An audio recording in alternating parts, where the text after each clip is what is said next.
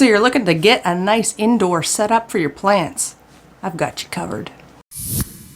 What's going on? It's Samantha from 40 Acres of Clueless, the channel where we figure things out one project at a time. Today I'm going to show you my indoor plant room. This is the room that I utilize to start my seedlings in seed blocks and raise them until they are nice mature plants ready to go out in the garden. So I'm going to go through the entire plant room setup and all the equipment that's involved with it, so that way if this is a system that you want to get going with, you can just check out the description below and I will have a complete list of all the things that you're going to see in today's video listed right down there. So to start with, I use Bootstrap Trays. These are available from Bootstrap Farmer. You can also get them on Amazon, and they are more expensive than the seed starting trays that you're going to see either at Home Depot or Menards or your local big box store. And there's a reason for that. It has this nice dome, which you do have to purchase this additionally, but this is a dome that you place on top of the tray. It fits exactly, and it holds in the moisture when you're first starting your seedlings, and it has these little vents that you can spin open to allow the condensation to escape, just to keep those humidity levels optimal for seed germination.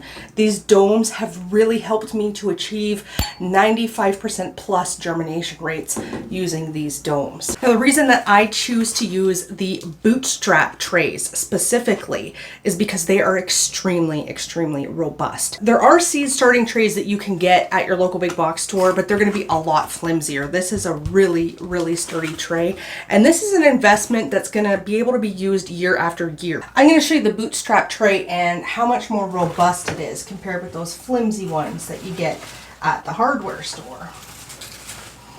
So here's some beautiful bell peppers.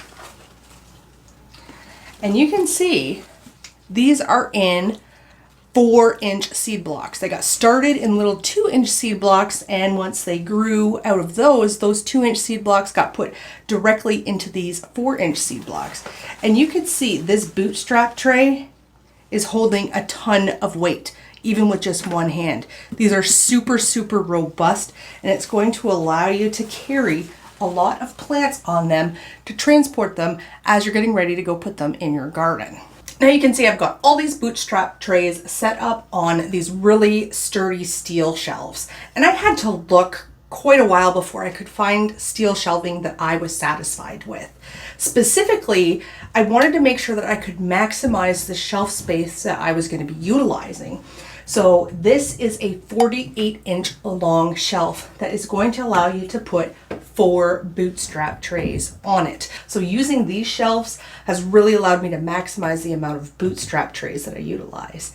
And even more important than that, these shelves line up perfectly with these lights. These are LED 6500 Kelvin shop lights. You don't need to spend a ton of money on plant exclusive lights.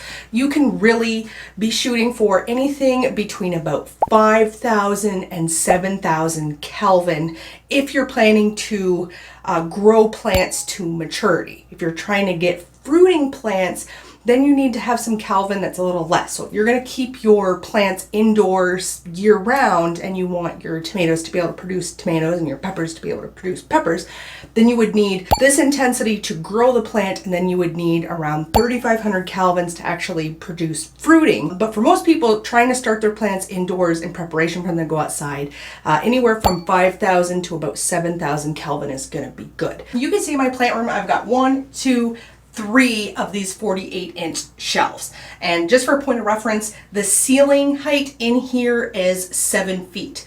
So it gives me 4 usable shelves that I can mount these lights to, and I have 2 lights on each shelf, one in the front, one in the back, and then the top shelf you can see is where I store my extra supplies that I'm going to need throughout the year. So this is the tomato station, and most of my tomatoes are big beautiful plants. They're about this high or so. They are outside as we speak, hardening, getting ready to get planted next weekend. These are the ones that are left over that are kind of lagging behind, that didn't do as well as their counterparts that are ready to go in the garden. So normally when I have little baby tomatoes, I have about this height, I will keep them under the lights on the shelving unit. So these are foldable tables. These are Lifetime brand tables. They are 48 inches long and they fold up and they can be stored when they're not in use. So when I first start this room, I actually don't even have these set up until my tomato plants get to a point where they're starting to touch the light on the shelf, and then this comes out. So I have 2 lights mounted under here, and you'll notice that this table is the same length as these shop lights here. So it just allows them to have a little bit more space to grow. And tomatoes are kind of finicky when it comes to how much light that they want. Sometimes they have a tendency to get, a little burnt out or a little fried if they have too much continuous light. So that's why up here I use this as kind of a rest station so that they're still getting some sunlight, kind of ambient light from the light that's in the room. And of course the room is designed with white walls to help reflect that light even more. So they're still getting some light to do a little bit of photosynthesis to grow, but you can see these plants up here are not looking too healthy. They don't need to be under that direct light as of the time, so this is kind of a rest station for them, and there is enough height that will accommodate them.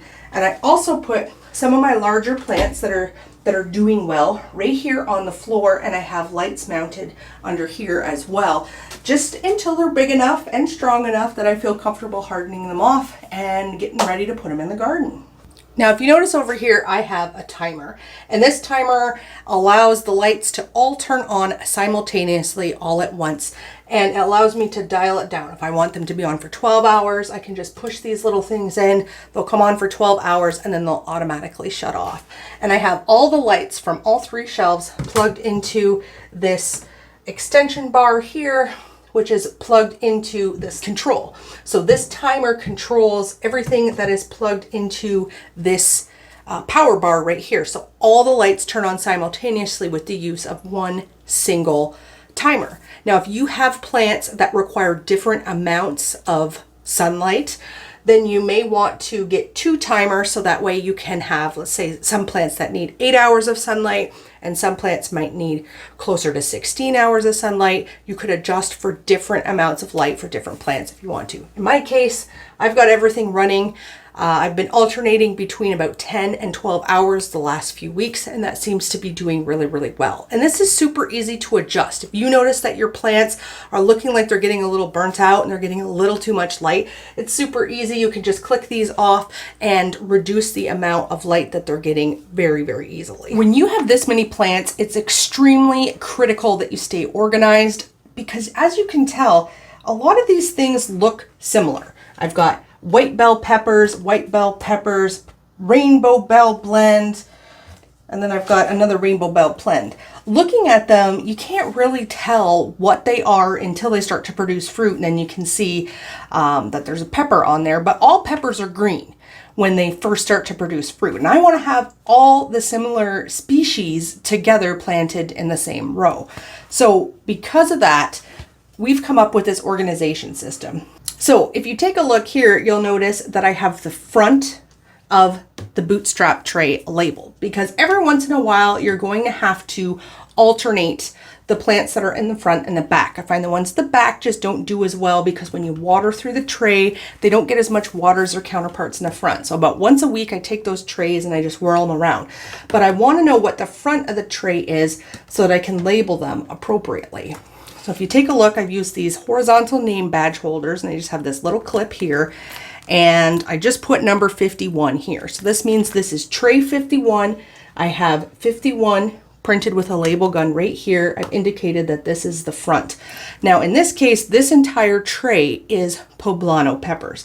So I know no matter what direction that this tray is facing, that the entire tray is poblano peppers. So here is another example. On this tray, I know it's tray number 16, and the reason I've labeled the tray numbers is because if I take this tray out of the room to put these plants outside and harden them, I don't have to take this tag with me. This tag can stay right here, and that way when they come back in from being hardened, they go right back into the corresponding slot and the label is maintained, so I don't have to disturb these labels.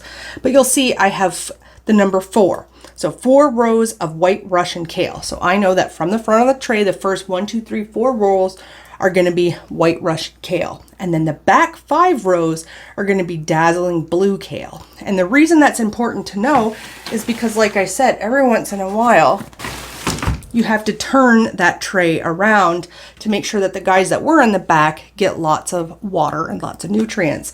So if I were reading the card from this direction, I don't see anything that says front.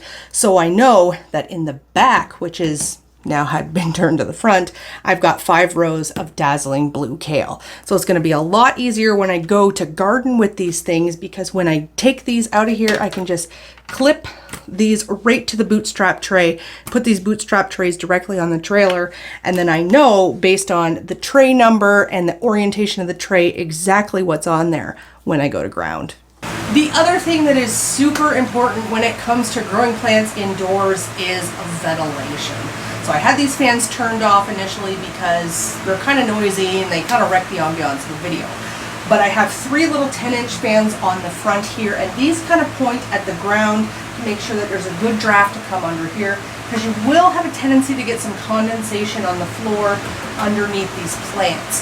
The plants also will grow stronger stems, because you can see this guy, he's being kind of jostled around in the wind.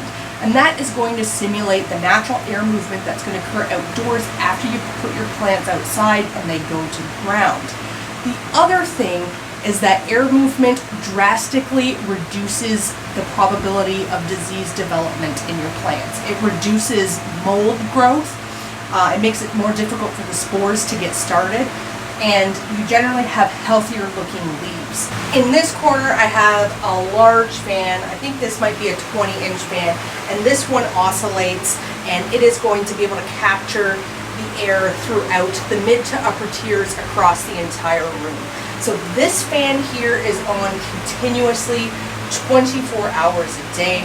My 3 little fans that I have on the floor, those fans I keep on only when the lights are on, because I'm trying to kind of simulate the air like it is in a natural environment.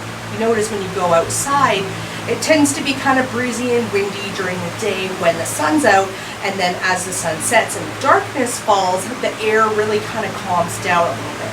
So I do want to keep at least 1 oscillating fan for continuous air movement on 24 hours a day, but the other 3 fans correspond more to when the light is actually on, just to simulate those natural environments a little bit more. The other thing that you're going to want to think about when you have plants in a room like this is humidity management. These fans on the floor and the large oscillating fan in the corner, that's really going to help with breaking up the humidity.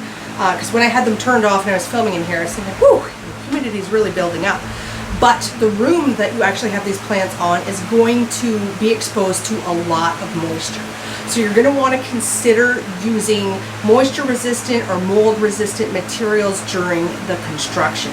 So my flooring in here, I have just selected to use a sheet laminate. That way water and condensation and dirt and grime and gross stuff can get on the floor, and I can just mop it up, and I don't have to worry about any of the boards swelling or anything like that. The walls are actually DPI panels with a water resistant coating, so I can actually just wipe those down, and they are really, really mold resistant. Now if I had to do it again for a little bit of extra money, I probably would have gone ahead and put fiberglass panels on the wall, because that's going to be 100% moisture resistant.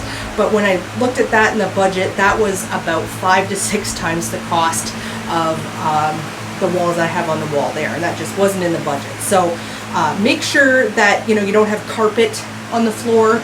You're going to end up with a lot of mold in your carpet in a plant room, and also make sure that you don't have those interlocking laminate floor tiles.